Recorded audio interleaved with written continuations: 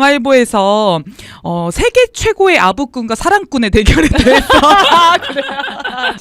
다뤘습니다. 네, 먼저 윤과 골프친 부사관 로또에 당첨된 기분이었다. 네, 넘겨주십시오. 나 진짜 이게 너무 어이가 없더라고.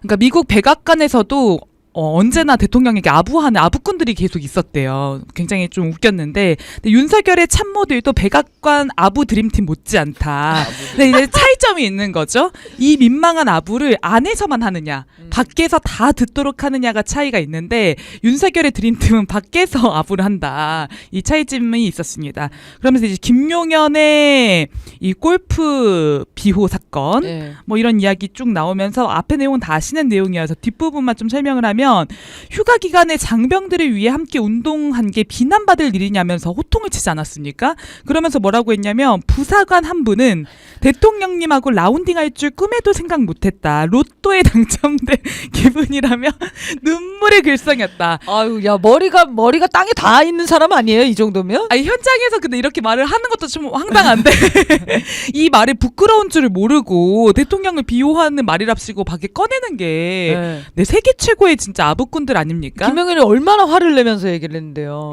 거기 있는 부사관 한 분은 이렇게 얘기했습니다. 로또에 당첨된 기분이라면 눈물까지 글썽이셨어요. 막 이렇게 하더라고. 제정신이 아니에요. 네, 제정신이 아닌 자들이 지금 모여 있습니다. 네, 그리고 이제 이후에 뭐 정권 넘겨주십시오. 정권에서 계속 윤석열을 비호하는데 뭐 앞장섰던 여러 아부꾼들 얘기 나와 있습니다. 그래서 홍철호 정무수석이 기자 질문에 무리하다고 했던 거, 이주호 교육부 장관 오랜만에 소환당해가지고 기억 좀 되살리게 되더라고요. 맞아요. 네, 입시에 대해서는 제가 많이 배운다. 아니, 검찰 출신의 대통령에게 교육부 장관이 입시에 대해서 많이 배우면 구슬했잖아. 이 사람이 좀 내려와야 되는 거 아닙니까? 교육부 장관 자격이 없어요. 입시에 대해서는 그럴 수 있어요. 저 비아냥거리는 거거든요. 당신은 구슬하셨기에. 구슬을 어떻게 따라갑니까? 이거죠. 배울 게 많죠. 네, 넘겨주십시오. 그래서 이제 동아일보에서 마무리하는 발언이 조금 웃깁니다. 네, 아부가 오글거릴수록 보상이 커진다. KBS 사장 같은 경우에도 디올백이라고 남들이 모두 할 때 혼자 쪼만한 백이라고 했다가 기자 30년 인생은 부정당했지만 KBS 사장 자리에 오르지 않았는가. 이 아부꾼이 얼마나 출세하는가를 보여주는 사례인 거죠. 그래서 이제 마지막으로 현명한 리더는 중요한 일을 맡길 사람, 같이 술 마실 사람을 가려 쓰는데 귀에 다디던 아기 아부꾼이 술 마실 때도 중요한 일을 할 때도 쓰는 데서 리더와 조직의 위기가 온다. 네, 이렇게 마무리하고 있습니다. 아부꾼에 대한 일갈이었고요. 다음은 사랑꾼에 대한 일갈. 아니, 저는 그런 생각이 들었어요. 대한민국 그 정치가 이렇게 사사로워졌나. 아부와 사랑으로 점철된 정치인가. 네, 윤석열 정권의 양대 산맥이 아닐까 싶습니다. 아부꾼과 사랑꾼. 네, 넘겨주십시오. 지금 대한민국 정치판에는 온통 사랑꾼 남편들만 있는 것 같다. 갑자기 이재명 대표도 끌어왔는데 제가 그 내용을 좀 날렸습니다. 네, 한동훈 대표 언급을 하면서 평소에는 진짜 웃기더라고요. 평소에는 참 말이 많고 반응도 빠른 그답지 않은 모습에 아내 지킴이가 한 명 늘었냐. 그러니까 당원 게시판 논란에 대해 침묵하는 모습 비아냥한 거죠. 윤석열의 그 아내 사랑에 대해서도 언급을 한 번 더 하면서 뭐 몇 가지 계속 나왔던 이야기들 좀 있습니다. 근데 이제 동아일보조차도 귀를 의심하게 하는 답이었다. 그러면서 김건희에 대한 수사 대상으로 있는 사건이 무려 13가지 건을 야당에서 꼽고 있다. 순진하다고 감쌀 상황은 아닌 듯하다. 이렇게 언급을 한 게 좀 인상 깊더라고요. 넘겨주십시오.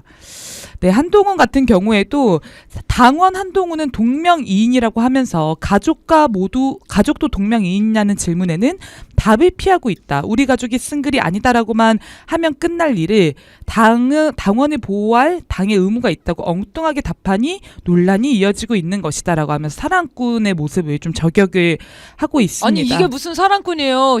진정한 사랑꾼이라고 내 아내가 쓴 글이 아닙니다 라고 해야죠. 아니죠. 진정한 사랑꾼은 내 아내가 쓴 게 맞습니다. 그렇다고 무슨 죄가 됩니까? 이게 진정한 사랑꾼은 제가 썼습니다 해야죠. 그러네요. 진정한 사랑꾼은 내가 썼다고 해야지. 우리 아내가 순진해서 그런 걸 가지고 말이야. 이렇게. 네, 그러면서 이제 자기 가족만 소중하게 구는 정치인들 탓에 오늘도 되는 건 없고 시끄럽기만 하다. 이렇게 좀 마무리를 하고 있습니다. 이 글에 이재명 대표 비판한 게 진짜 어이가 없거든요. 그 김혜경 씨가 그 10만 뭐 얼마죠? 몇천 원이죠? 그 법카로 유죄받은 걸 가지고 이재명 대표가 우리 아내가 너무 힘들다 고생이 많다 뭐 하여튼 이런 식으로 쓴 걸 가지고 사랑꾼이라는 거예요. 억울하게 당하는 사람에 대해서는 진짜 사랑꾼이죠. 그래야 되는 거죠. 그게 진정한 사랑이죠. 근데 김건희와 한동훈의 아내를 보호하는 거는 전혀 다른 문제 아닙니까?